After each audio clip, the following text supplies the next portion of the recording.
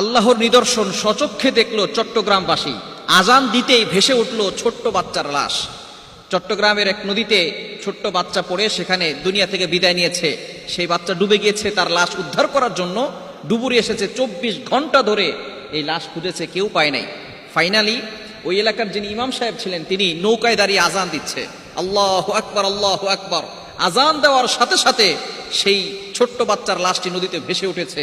আল্লাহু আকবার আল্লাহু আকবার।